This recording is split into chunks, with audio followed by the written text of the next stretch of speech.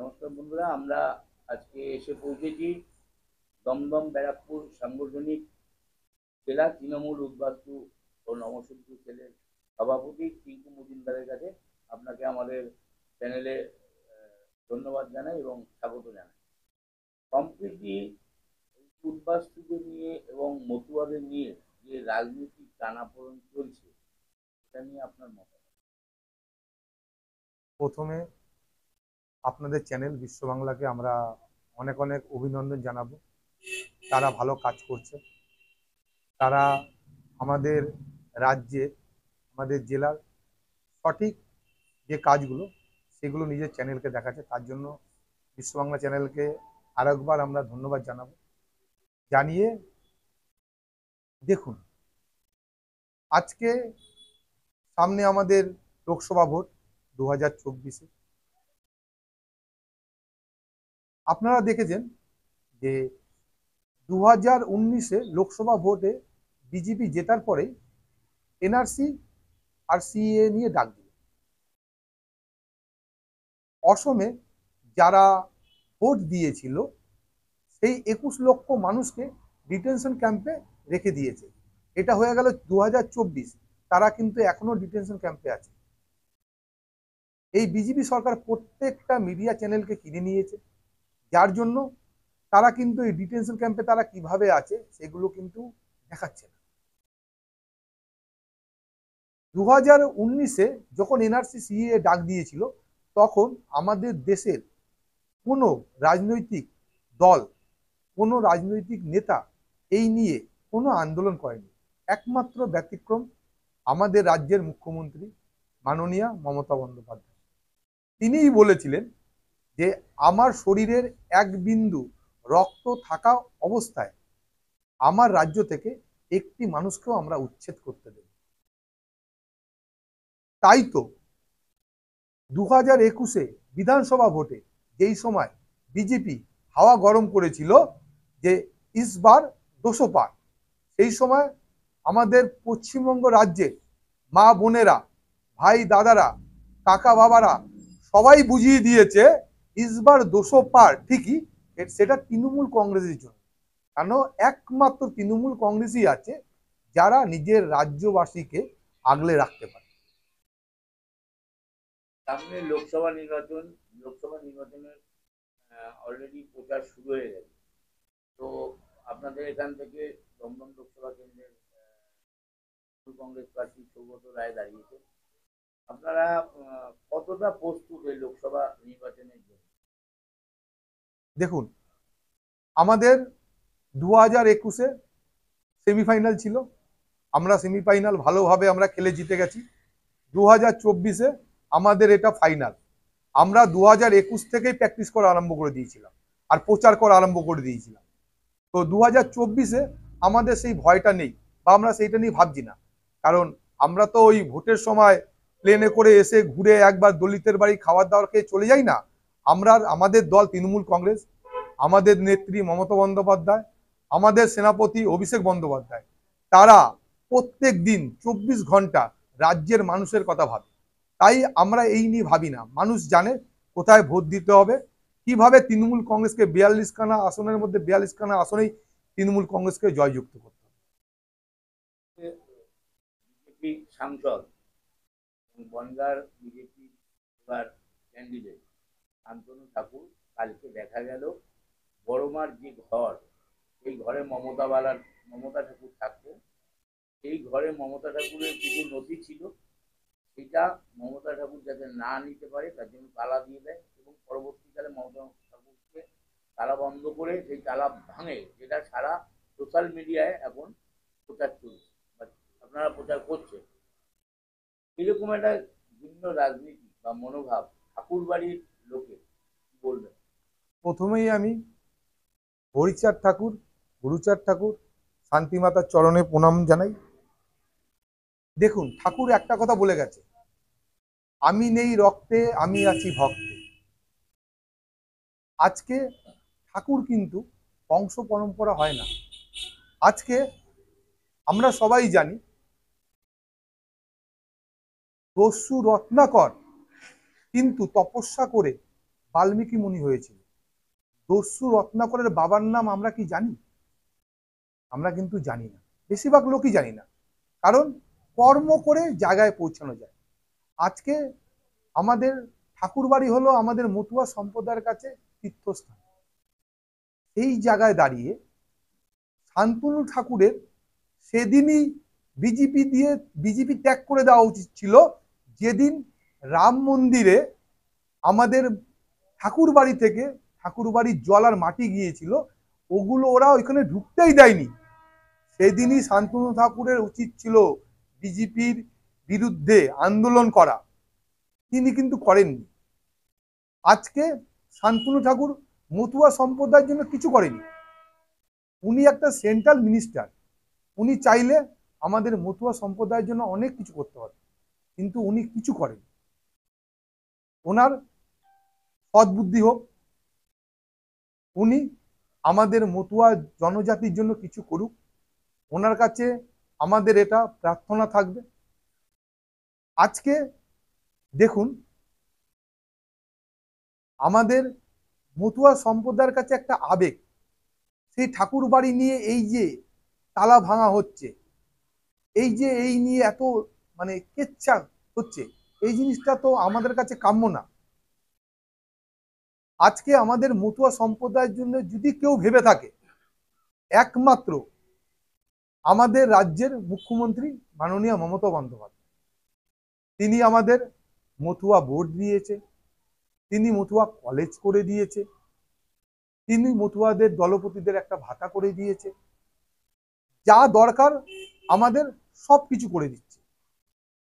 আজকে শান্তনু ঠাকুর কি বলছে, যে সিএএ হলে সবার প্রথমে উনি ফর্ম ফিল আপ করবে। উনি একটুখানি বুঝতে পারছে না যে উনি যদি নাগরিক না হয় তাহলে কি করে উনি সংসদ হলো? আমি কি এখান থেকে আমেরিকা গিয়ে আমি ভোটে লড়তে পারবো, আমি ওখানকার নাগরিক না হয়ে? এটা কোনোদিন হয়? আমরা যদি নাগরিক না হই তাহলে আমরা ভোটটা দেবো কি করে? এই যে বিজেপি বারবার করে বলছে আমাদের ভোট দিন, আমাদের ভোট দিন, একটা জিনিস বলুন তো, আমরা যদি নাগরিক না হই তাহলে আমরা ভোটটা দেবো কি করে? আমরা এখান থেকে আমেরিকা বা অস্ট্রেলিয়া যদি যাই, ওখানে ধরুন ভোট হচ্ছে, আমরা কি ওখানে কি ভোট দিতে পারবো? কোনোদিনই পারবো না। আমরা এই দেশের নাগরিক বলেই তো আমরা ভোট দিচ্ছি, তাহলে আমরা নতুন করে নাগরিকত্ব নেব কেন? আর আমি আমাদের উদ্বাস্তু নমশূদ্র মথুয়া সম্প্রদায়ের ভাই বোনদের বলবো হাত জোর করে, যে আপনারা এই এনআরসি সিএ এর চক্করে একদম পড়বেন না। একবার যদি আপনারা ওই ফর্মে লিখে দেন যে আমি এই দেশের নাগরিক না, আপনাকে স্বয়ং ভগবানও বাঁচাতে পারবে না। এই প্রসঙ্গেই বলি, দু তিন দিন আগে শান্তনু ঠাকুর প্রকাশ্য জনসভায় বলেছে, যেটা রাজ্যের মুখ্যমন্ত্রী বারবার বলে, আমি রাজ্যের মুখ্যমন্ত্রী, রাজ্যের সমস্ত মানুষের মুখ্যমন্ত্রী, না সিপিএম এরও মুখ্যমন্ত্রী আমি, কংগ্রেসেরও, বিজেপিরও, তৃণমূলেরও, সবার মুখ্যমন্ত্রী। সেখানে দাঁড়িয়ে তার প্রমাণ মিলেছে, স্বাস্থ্যসাথী শুধু তৃণমূলের লোকরা পায়নি, সবুজ সাথী শুধু তৃণমূলের ছেলেমেয়েরা পায়নি। কিন্তু সেখানে দাঁড়িয়ে কেন্দ্রীয় সরকারের মানে প্রতিমন্ত্রী, তিনি প্রকাশ্য সমাবেশে বলছেন যে তৃণমূলীদের আমরা নাগরিকত্ব দেব না। কি বলবেন? আমি আপনাকে আগেই বললাম, প্রথমেই বলেছি, ঠাকুর একটা কথা বলে গিয়েছেন, আমি নেই রক্তে, আমি আছি ভক্তে। শান্তনু ঠাকুরের সদ্বুদ্ধি হোক সেটাও বলেছি। শান্তনু ঠাকুর কি খেয়ে থাকে, কিভাবে রাস্তায় চলাফেরা করে, সেটা শান্তনু ঠাকুরই জানে। এই কথা কোনো সময় বলা যায় যে যারা তৃণমূল করে তাদের নাগরিকত্ব দেব না? আজকে 100 জনের মধ্যে যদি 30 জনও মতুয়া সম্প্রদায় তৃণমূল করে, তাদের উনি নাগরিকত্ব দেবে না? উনি নাগরিকত্ব দেওয়ার কে? আমরা তো এই কথাটাই বলতে চাইছি যে 2024-এ দিল্লি থেকে এই বিজেপি সরকারকে আমাদের উৎখাত করতে হবে। বিজেপি সরকারকে যদি আমরা দিল্লি থেকে উৎখাত করতে পারি, তাহলে এই এনআরসি আর সিএ এর কোনো বিলই থাকবে না। আর যদি আমরা এদের উৎখাত করতে পারি, আমাদের যে অসমে 21 লক্ষ ভাই বোন আছে, তাদের আমরা ডিটেনশন ক্যাম্প থেকে আমরা বের করতে পারবো। তাই আমরা সকল রাজ্যবাসীকে, সকল আমাদের ভারতবর্ষের আমরা যত মানুষ আছে, তাদের কাছে আমাদের বিনীত আবেদন, আপনারা এই বিজেপি সরকারটাকে দিল্লি থেকে উৎখাত করুন, দেখবেন আমাদের কোনো ভয় ভীতি থাকবে না। আমরা সারা দেশবাসী সহ রাজ্যবাসী দেখলো সেদিন মোদিজি আমাদের রাজ্যেরই দুটো কেন্দ্রের প্রার্থীকে ফোন করেছিলেন। এক হচ্ছে বসিরহাট কেন্দ্রের বিজেপি প্রার্থী, আর একটা কৃষ্ণনগর কেন্দ্রের রানাঘাট কেন্দ্রের বিজেপি প্রার্থী। তাকে বলেছিল যে যে ৩,৫০০ কোটি টাকা রিকভার হয়েছে সেটা সারা ভারতবর্ষের মানুষের মধ্যে বন্টন করবে, যেখানে কিনা সারা ভারতবর্ষের লোক এখনো পর্যন্ত ব্যাংকে গিয়ে পাসবই আপডেট করে ১৫ লক্ষ টাকার হদিশ পায়নি। সেখানে দাঁড়িয়ে দেশের প্রধানমন্ত্রী এই বক্তব্যে কতটা বাস্তবতা? না, প্রধানমন্ত্রী খুব ভালো বলেছে, ৩,৫০০ কোটি টাকা আমাদের দেশবাসীকে ফেরত দেবে। এটা এটা উনি দেবে, কেন বলছি দেবে, আমরা হিসাব করে দেখেছি যে প্রত্যেক রাজ্য দেশবাসীর কাছে ২০ টাকা করে পৌঁছবে ভাগ করলে, উনি ২০ টাকা করে দেবে, না দেওয়ার কিছু নেই। আমাদের অভিষেক বন্দ্যোপাধ্যায় তো মঞ্চ দিয়ে বলেছে যে আমাদের গ্যাস ফ্রিতে করে দিক, আমরা ৪২খানা ক্যান্ডিডেট আমরা উইথড্র করে নেব। সাহস তাকে করে দেখান, ৩,৫০০ কোটি টাকা ফেরত দেবেন, ১৫ লক্ষ টাকাটা কোথায় গেল? ললিত মোদী কোথায় গেল? গুজরাটে দাঙ্গা করেছিলেন, দাঙ্গাতে ওই রক্ত আপনার হাতে এখনো লেগে আছে, সেই মোদির হাতে। আজকে অমিত শাহ যে আমাদের রাজ্যে ভোটের সময় প্লেনে করে আসে, এসে দলিতের বাড়িতে খাওয়া দাওয়া খায়, কোনো সময় কি দলিতকে বলেছে সেই বাড়ির লোকটাকে যে ভাই তুমি একদিন আমার বাড়িতে এসো, আমি প্লেনের টিকিট কেটে দেব, এসে খেয়ে দিয়ে যেও? বলেছে কি?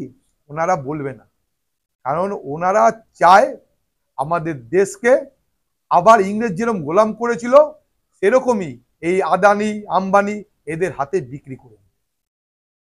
আমরা বিভিন্ন জায়গায় দেখেছি বা শোনা যায় তৃণমূলের একটা গোষ্ঠীদ্বন্দ্ব আছে, বা পুরনো কর্মীদের সম্মান দিচ্ছে না বলে অনেক কর্মী বসে গেছে। খড়দা বিধানসভায় সেরকম কোনো পুরনো কর্মীদের সম্মান দেওয়া হচ্ছে না, বা কতটা পুরনো কর্মী আপনাদের সাথে আছে? প্রথম কথা হলো, একটা বাড়িতে যখনই ৫-৬ জন বা ৭-৮ জন থাকবে, তাদের মধ্যে টুকটাক ঝামেলা হবেই। ঝামেলা হওয়া মানে ভালোবাসা বাড়া, কমানা। দেখবেন এক জায়গায় কিছু বাসনপত্র থাকলে ঢং ঢং আওয়াজ হয়। আমাদের, আপনি যেটা বললেন গোষ্ঠী কোন্দল, আমাদের খড়দা বিধানসভায় না, টোটাল আমাদের রাজ্যে পশ্চিমবঙ্গে আমাদের কোনো গোষ্ঠী কোন্দল নেই। আমাদের আবেগ হলো মমতা বন্দ্যোপাধ্যায়, আমাদের আবেগ হলো অভিষেক বন্দ্যোপাধ্যায়, আমাদের আবেগ হলো তৃণমূল কংগ্রেস, ঘাসের উপর জোড়া ফুল। এর বাইরে আমরা কেউ কিছু বুঝি না। যদি বুঝতাম তাহলে ২০২১-এ কেন বিজেপি ক্ষমতায় আসলো না? ওনারা তো বলেছিল আপকি বার ২০০ পার, তাহলে কেন আসলো না? আমাদের কাছে এই দলটা তৃণমূল কংগ্রেস হলো একটা আবেগ, মমতা ব্যানার্জি আবেগ। আমাদের মধ্যে মুখ কালাকালি হতেই পারে, আমাদের মধ্যে ঝগড়াঝাটি হতেই পারে, কিন্তু যখনই ভোট আসে আমরা হাতে হাত দিয়ে একটাই কথা বলি, তৃণমূল কংগ্রেস জিন্দাবাদ, মমতা ব্যানার্জি জিন্দাবাদ, অভিষেক ব্যানার্জি জিন্দাবাদ। আমরা দেখলাম কিছুদিন আগে প্রধানমন্ত্রী বারাসাতে সভা করতে আসলেন, সেখানে এসে দেশের রাজ্যের নারী সুরক্ষা নিয়ে প্রশ্ন তুললেন, যেখানে কিনা আমরা দেখেছি বা জনগণ দেখেছে, সারা ভারতবাসী দেখেছে যে হাতরাসের মতন জায়গায় যে নারকীয় ঘটনা ঘটলো, এবং মণিপুরে যে নির্লজ্জের মতন একটা ঘটনা ঘটলো, সেখানে প্রধানমন্ত্রী নীরব ছিল।